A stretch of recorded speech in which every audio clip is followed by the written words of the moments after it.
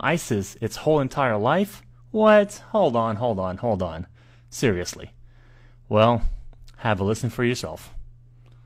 You tell the story about how you tried to find out what they call the Mossad when they deal with publicly? I thought it was a reasonable question, but the trouble is you can't pick up the phone book. There's no Langley in Israel that you can look up, CIA, or in our case, the Mossad.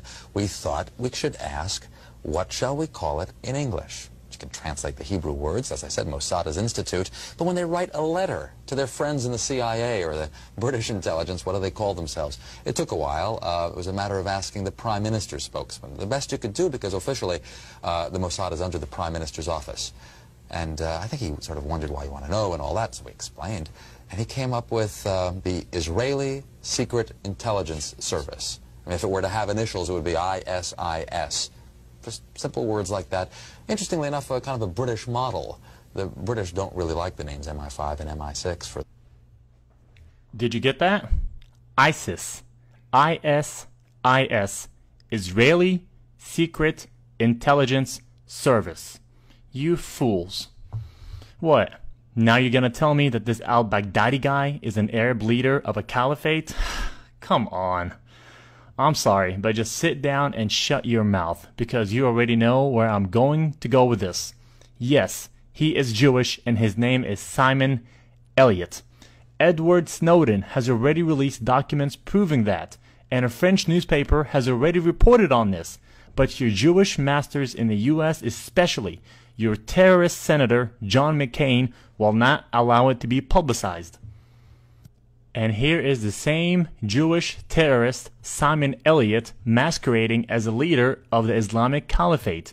And here he is hanging out with your senator, John McCain, orchestrating and funding the new terrorist group.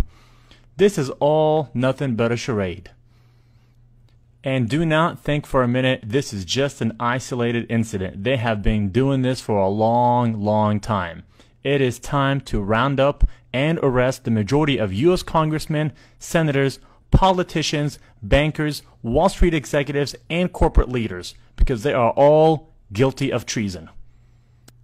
And in this next clip, I will show how the majority of the quote-unquote Muslim terrorist leaders are actually Jewish and are masquerading as leaders of some sort of radical group only to sell you the propaganda right here in the media in the United States.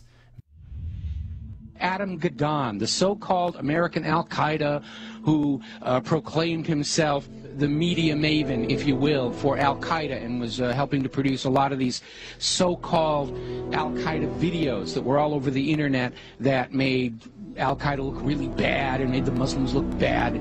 Should you fail to comply in full, we will deem it sufficient justification to continue to fight and kill Americans. Come to find out, Adam Gadon's real name was Adam Perlman.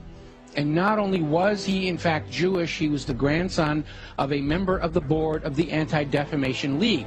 And if you've been following the history of the Anti-Defamation League, you will find out they've been very much involved in covertly supporting a lot of these so-called American Nazi movements. In fact, all the way back, just about the time of World War II, there was this scandal where the head of the American Nazi Party, which had a total membership of like 6, and yet they were getting all this press, was arrested for embezzling from his sponsors, which turned out to be the ADL, so that kind of blew up in their faces. So anyway, we have Adam Perlman, and he's been going around saying, I'm Al-Qaeda, see, I got a turban on my head, I'm a terrible Muslim, gotta hate me, gotta be afraid of me, and of course everybody's laughing at him now because we all know who he is. Okay, so they have brought in the understudy, and there is a new American Al-Qaeda named Yosef Al-Khattab.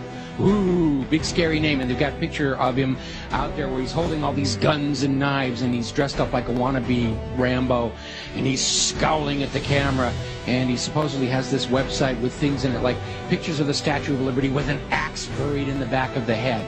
I mean, very heavy-handed, very over-the-top. There was also a link to a puppet show mocking Danny Pearl's beheading. Take a look.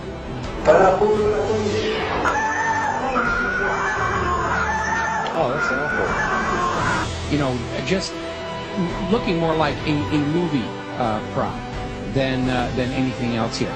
So as it turns out, this is another fake. His real name is Joseph Cohen. He's a 39-year-old New York City taxi driver, as you mentioned. He called himself Yusuf Al-Khattab, but he was born Joseph Cohen here in America. He is a Jew. And he is another manufactured front to try and convince Americans that Al-Qaeda is actually here in the United States. And this is why we've got to be doing this, doing surveillance on the American people and reading their email and listening to their phone calls and all this stuff, because you never know when we're going to get into a situation with the American Al-Qaeda. And it's all a front. It's a fake. He's up there. He's there to try and create an enemy that doesn't really exist, in order to justify the totalitarian treatment of the American people and to encourage us to go and attack them before they kill us. They're already here on the home front. We've got to go bomb those gosh darn Muslims, because they're infiltrating America, and they're ripping tags off of couch cushions, and they're causing global warming, and we've got to go and it's nonsense. It's all war propaganda. You guys need to listen to me very, very carefully, especially to the American audience. Your country is under attack, and it is not under attack